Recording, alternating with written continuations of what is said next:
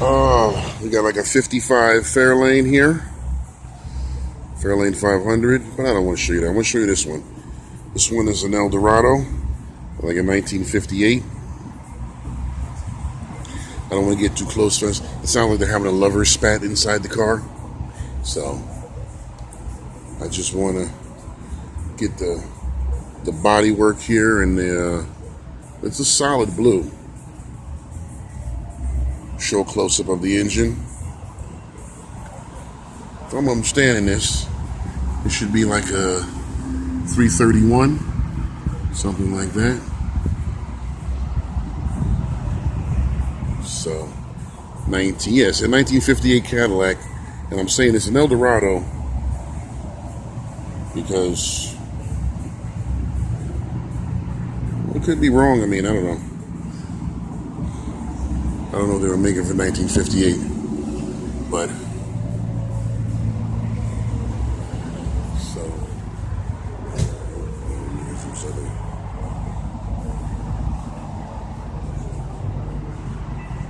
registry,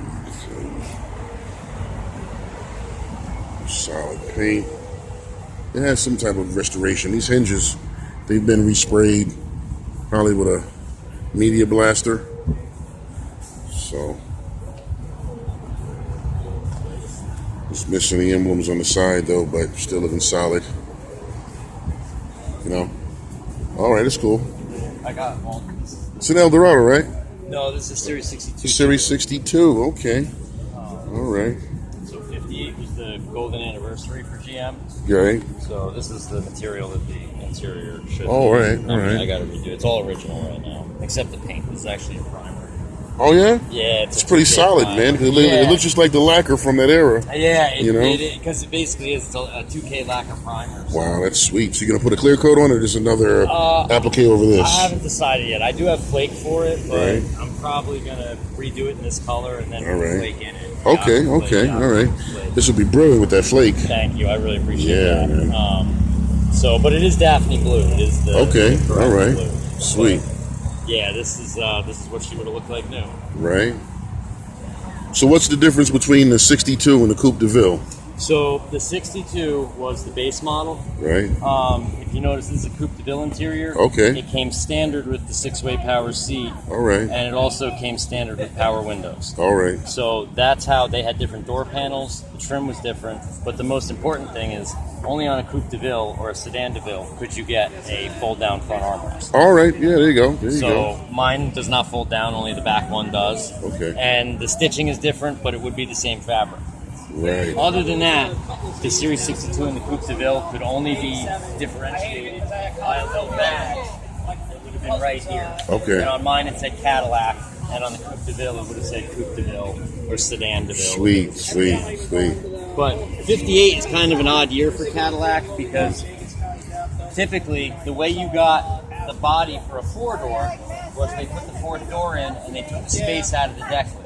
Right. So it had a shorter deck, it had a shorter trunk. Okay. So the only way you could get this trunk in a four-door body was to get the top of the line Series 60 Special. Okay. It was the longest, lowest, most opulent Cadillac you could get.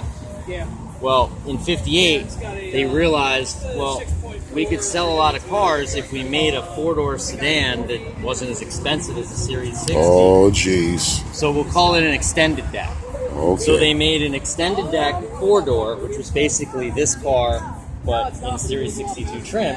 And really all they did is what GM's the best at, which is screwing up a good thing.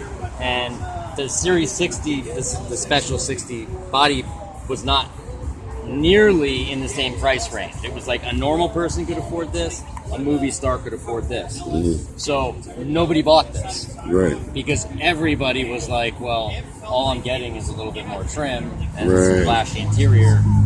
I'm just going to get an extended deck. So they very quickly stopped that at 59. They realized we're not going to survive this. So 58 only, you could get a four-door with the extended deck of a two-door in this, what they would call the bottom of the line trim. So this being a Series 62 two-door is the bottom of the line trim, but they're also pretty rare because for whatever reason, Yeah, because if Didn't you order two-door. well, if you bought a Cadillac, I'm not going for the bottom of the line. You know, Right, if I want a bottom of the line, I get an Oldsmobile. Right, you know? exactly. So that's why I have crank windows and only an AM stereo. You know, this reminds me. Hold on a minute. This reminds me of the Park Avenue. Yes. You know, when Cadillac came out with the Park Avenue, the same thing. It's a economy version of a Cadillac in the 60s or the Calais in the 70s. Oh, yeah. Absolutely. They They did the same exact thing. I don't understand that. If I'm going to spend that money, $10,000 in 1970 for a Cadillac, why do I want manual windows? Right. I could have got a Delta 88, called it a day. Right. You know? It made no sense to anybody. Right. But they built them. yeah, they did it. You know, they did it. they assigned a VIN number to them. They sent it down the assembly line. There was a shift manager, a shift leader, a guy that built a build sheet. He said, "Let's make that car." Yeah. It's the stupidest thing. And there was teams and teams of engineers and sales departments that agreed. Yeah, there's guys in marketing, vice presidents. Yeah, that's a good idea. Yeah. Why don't we make a car equipped like a Chevy Impala? Well, I'm going to give you a little unique insight to the minds of corporate GM. So this is what's called a shareholders book. Right. This is what they gave their stockholders, their shareholders for the year, 1958. They're trying to show off all their products. Okay. So this is every product line, right? So this is the Chevy line for 58. This would be the Pontiac line here. Right. And then you'd have the Oldsmobile line. Now hold on, before you continue. Okay. All of this chrome, all of this overkill. Yeah, Not needed. absolutely. Not needed. Wait till we get to the Buick. Oh yeah, definitely. Yeah. So here we come with the Buick. Same thing. They were just putting shit on just to put it on. You just threw shit on there, and you see, and then when you think about it, I think this is why Chrysler took the advantage in design for those years from 56 to 60 because their cars look fresh. The forward look Chryslers, the DeSotos and the Plymouths. The guy who designed these cars, Harley Earl, he went to the DeSoto factory, the Chrysler factory, in 1955, saw the 56s, saw the fins, and said, "Oh hell no!" Oh yeah, went back I believe to GM, that. and that's why Cadillacs I believe had fins that. on them. I believe so that. That's why the forward look Chryslers, the fresh forward look Oh, Chrysler. I believe that. Harley Earl, the guy who's responsible for all the late 50s GM stuff, got that design cue from those 56 I get it. sitting over there in the corner. But that's still no. That's just bro. And it only got worse. Yeah, there's no, bro. Let's throw chrome on it, and then nobody will know. Yeah. Now you got to figure for the guy that bought this and bought the Oldsmobile, you getting a fender bender. These are impossible to fix. Oh yeah. Impossible. Yeah, absolutely. You know. It was, absolutely. And then here, this isn't even actually over a quarter panel. If you take this off, there's no metal under there. That is the quarter panel. Jeez. Yeah, it's insane the amount of trim. So the one unique thing besides that on a 60 Special, and I don't know if you can see it in this picture that well, but the bows on the headliner were vertical instead of horizontal. It was kind of a cool little effect.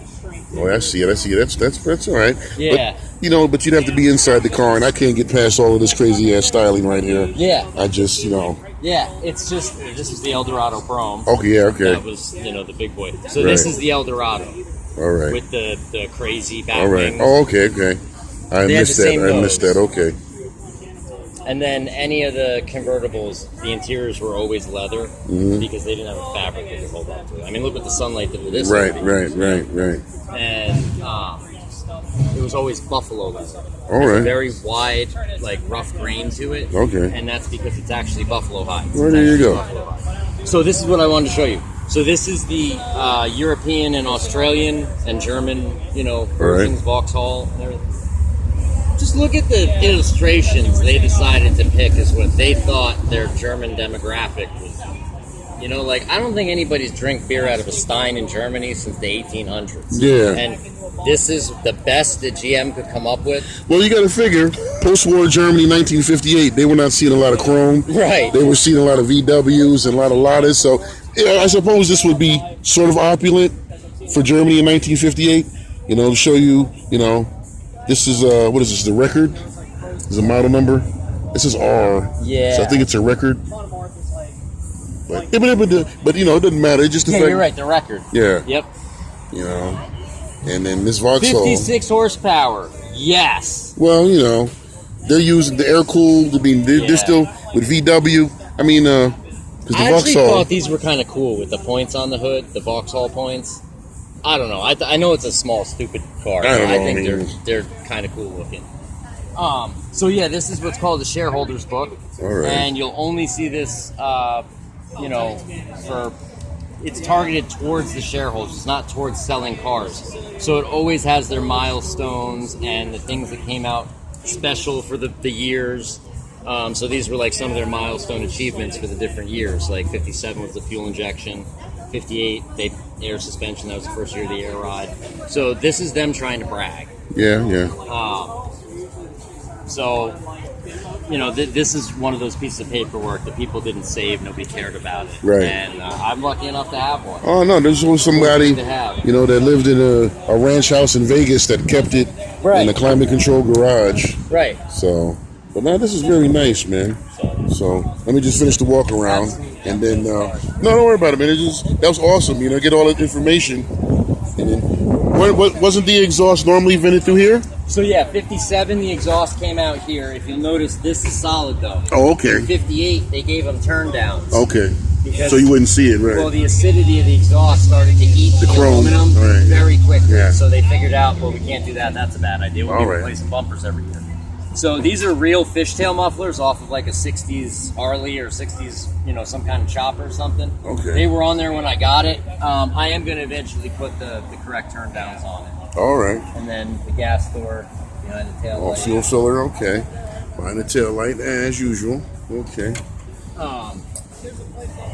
It still has all the original spiral shocks on it and everything. And it's a great driver, man. She does 100 miles an hour on the highway like it's not even trying.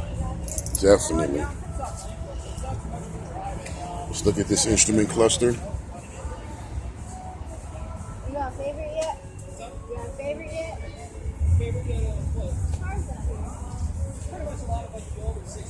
This is sweet, yeah, man. Go ahead, yeah.